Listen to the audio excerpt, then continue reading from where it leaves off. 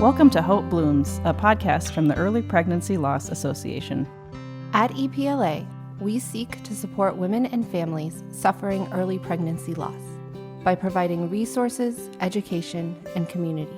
It is our vision that no one suffers miscarriage alone. In 2019, EPLA hosted Nancy Kingma for a community outreach event focusing on grief. A nurse and therapist, Nancy serves as a great resource for addressing pregnancy loss. She met with our organization's board and gave a public talk about grief during and after pregnancy loss. EPLA's executive director, Emily Carrington, recorded this podcast with her during her visit. This is the fourth and final episode of a series we recorded in 2019 with Nancy Kingma, a nurse and therapist. In the first 3 episodes, we addressed her professional experience, a mother's grief, and the father's grief. In this episode, Nancy shares more about the others who might grieve following pregnancy loss. Hello and welcome to the Hope Blooms podcast, a production of the Early Pregnancy Loss Association. Today we have nurse and therapist Nancy Kingma as a special guest. This is our 4th and final segment in a 4-part series featuring Nancy. We have talked about pregnancy loss in general. We've talked about a mother's grief and a father's grief. And today we are going to talk about the others who might grieve along with a family and what they might experience following loss. We are specifically thinking today about the grandparents of the child that was lost, as well as the siblings. But I want to start with siblings first. What might an older sibling experience after a pregnancy loss? Well, it very much depends upon the age of the child that is experiencing the loss. And I want to start by saying that every child, even those, if you have a 9-month-old at home, is going to experience some type of loss. And what I mean by that is with those little babies is they can feel that mom is stressed or mom is grieving or dad is stressed or mom goes away and then she comes back. And then the older child, maybe the 8-9-year-old, they're just going to know that something is wrong in the household. And so when I work with families who've experienced loss, and when I was at the hospital and now as a therapist, I will strongly encourage the parents to tell the children what is going on, to bring it down to their level. And that can be as little as this 9-month-old saying, Mommy had a baby in her tummy, and that baby died. That baby is not going to be with us. Now, does that child understand what you're saying? No. But that child knows there's words to it. And so it helps that child to almost calm down, almost like, okay, there's my mom just is talking to me about this. And whatever this is, I don't know, but it gives me some sense of knowing. Mm-hmm. And so I think it's really important that whatever age, we don't try to hide it, but we're very truthful with them.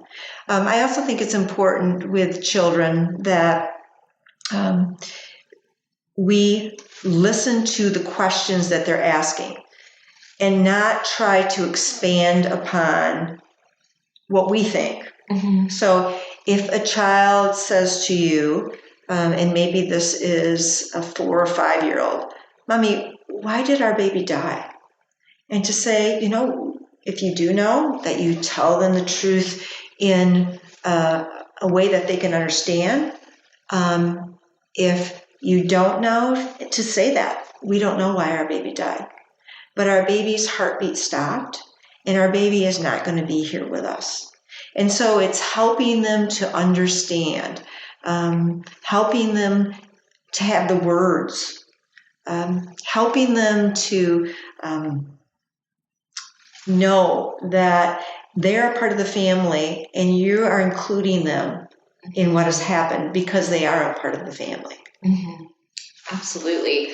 When you've already touched on, this is something that can be very hard to understand almost invisible in some ways, depending on the gestation of the child.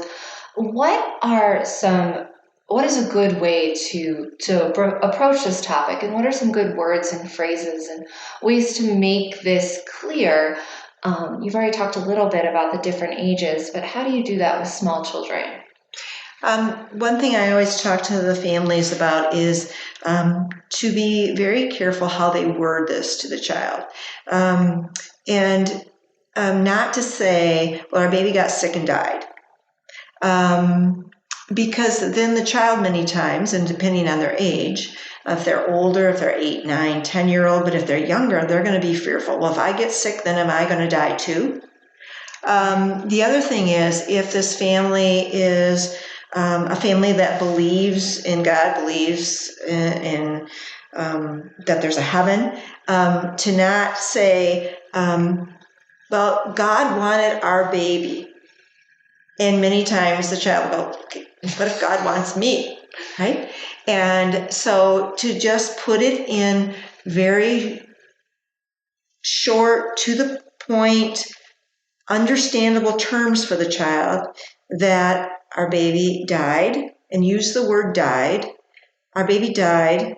If the heartbeat stopped, if it was early loss, and you know that the baby's heart stopped, and baby, they're going to take baby out of mommy's tummy, or mommy is going to go to the hospital and have the baby come out of they're going to have the baby come out of mommy's tummy. So again, it's very much giving them exactly what's going to happen and helping them to understand it and not be fearful of what. Mommy is going to be safe. Doctors are going to be taking care of mommy. Nurses are going to be taking care of mommy. And as soon as mommy can, mommy will be coming back home. And if we can, someone will bring you up to the hospital to see mommy and daddy. And we will spend some time together. So once a child starts understanding the actual loss, how do they grieve? Children are probably much better grievers than we are.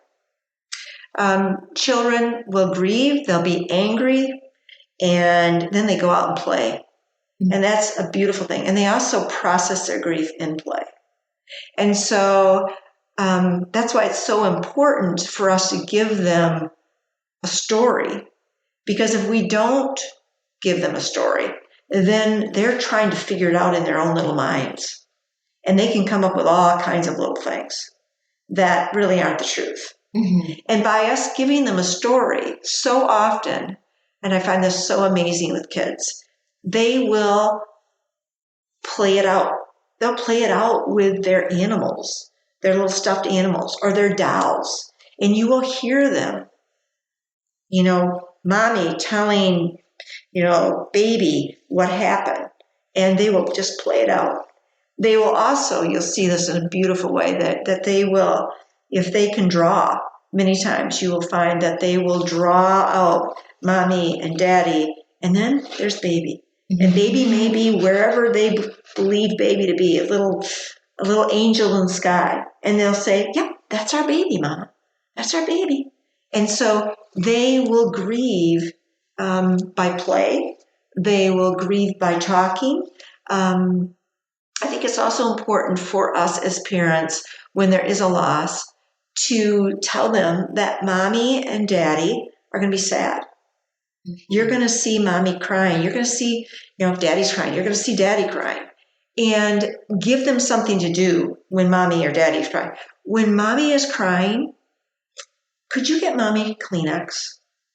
And so it gives them something that they can do, but it also says to them, as you are grieving, that it's okay to be crying. Right. And so many times I will see this. These precious little kids will sit by their parent and just pat their back and just, and just talk about the baby. And I miss baby too, mama. And it's just so sweet. And it's just so amazing about how they do their grief work because it's been modeled for them. Right. What is the hardest thing for siblings after a miscarriage or any pregnancy loss? Well, it very much depends on the child. Every child's going to grieve in a different way. As I've said, we all grieve differently. But sometimes it can be that many times they want to protect parent. The older children may many times, and I ran a bereavement camp for about 11 years, and kids will tell me that they didn't want to talk about the baby or their sibling that died because it made mom feel sad. Right? Mm-hmm. And we would talk a lot about how, do you think maybe mom already is sad? And we would talk about how sometimes when they would talk about their brother, and most people want their child talked about. I had someone just the other day who said to me, when my children talk about their little brother, it just warms my heart because I know they aren't forgetting. But to tell that child that, most likely they are crying already on the inside. And do you think maybe it's just kind of tears squirting out from the inside? And helping them to realize that there always is that grief there. And that talking about the baby or talking about their sibling helps mama also, or daddy also. Right. So we've talked about how to tell them and what they might be experiencing. What are some other ways that parents can care for their older children during the loss and help them grieve well? Okay. Whether it's an older child or whether it's a young child, 9-month-old or younger, routine is huge. To do everything that you can to continue to have, this is the time we eat, this is the time we go to bed, because routine helps them feel safe. Mm-hmm.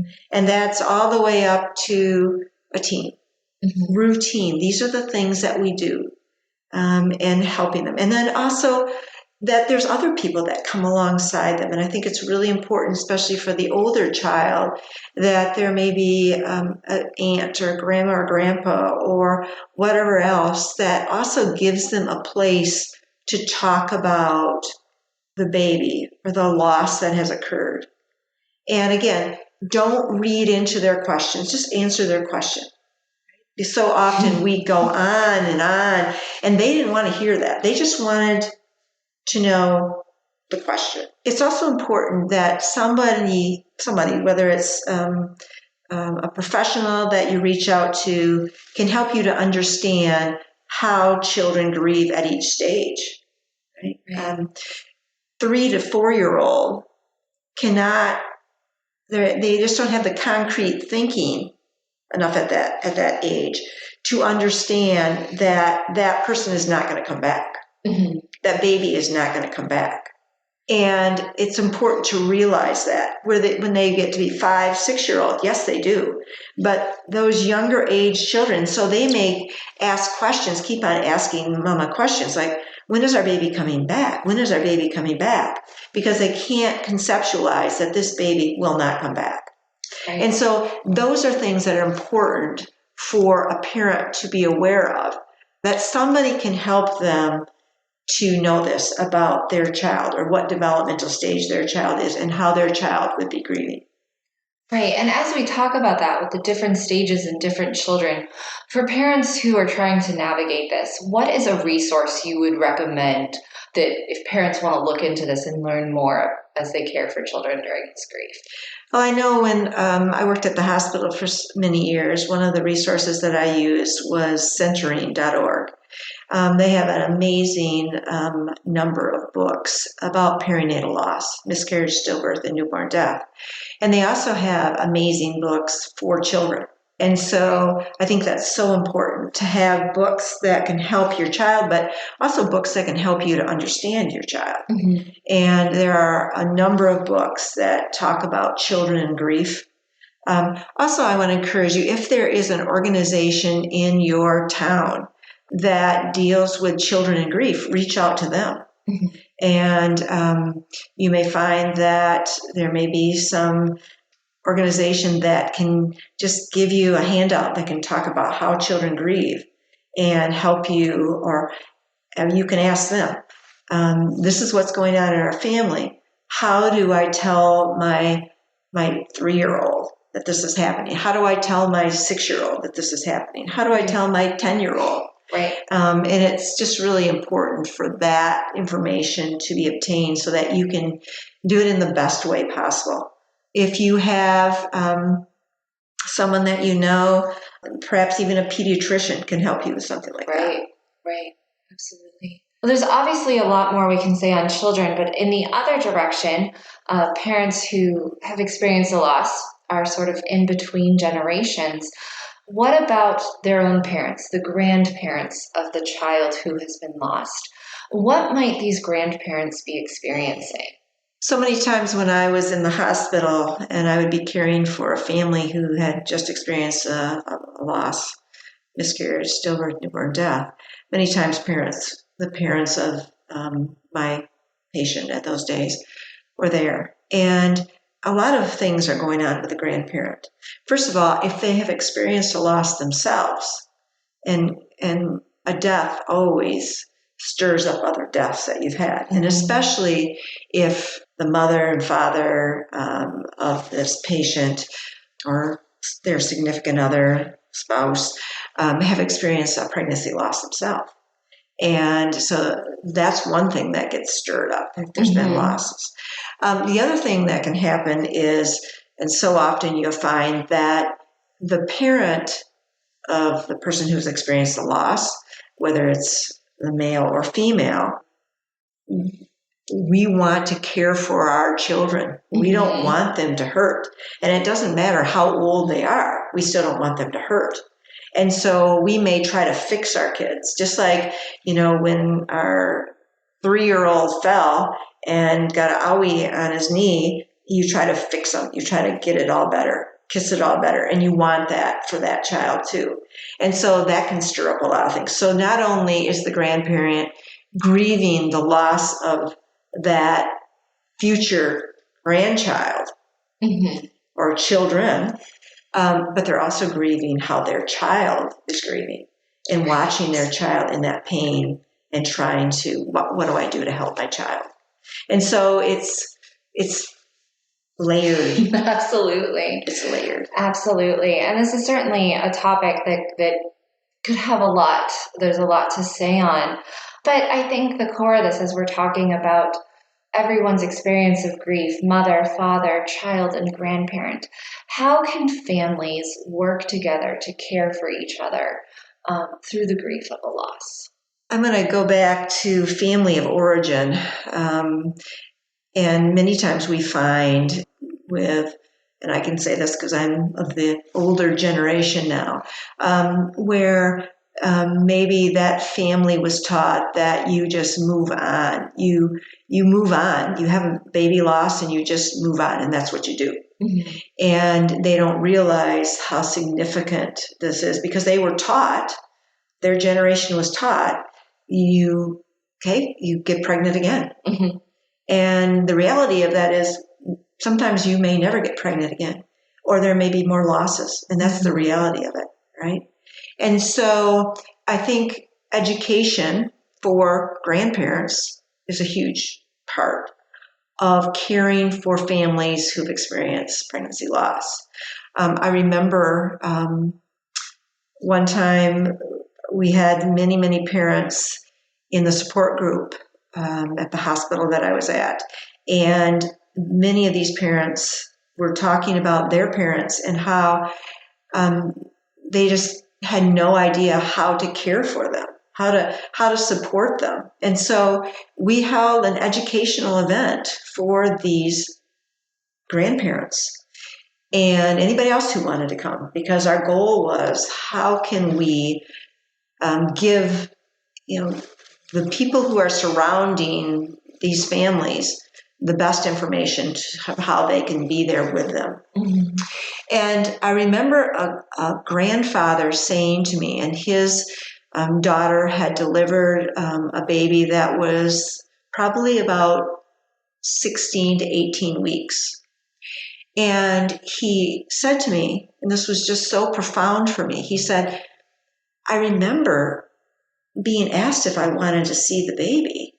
And I said to her, and as he was talking about his daughter, he said, "You mean to tell me at that many weeks there's really a baby?"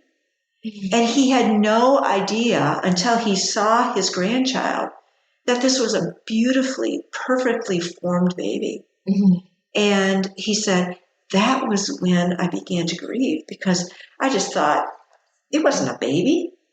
And he said, I had no idea. Mm-hmm.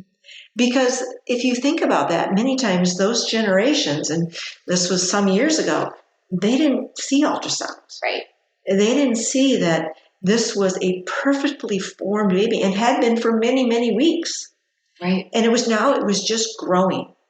And so I think that information is huge. I used to talk to guilds at the hospital, and so many of those older women who would be grandparents Mm-hmm. would say to me, but in our day, we just moved on. And I said, and to them, how did that feel? And they said, it felt awful. Mm-hmm. And I said, so now is the time that we can change that. And these are the things that you can do. And so reaching out to your parents and letting them know these are the things that are helpful to us. Mm-hmm. Now, that doesn't always mean they're going to do that. Right. All right. Right. But it is letting them know these are the things that we need. Mm-hmm. We need you to say our child's name. Mm-hmm.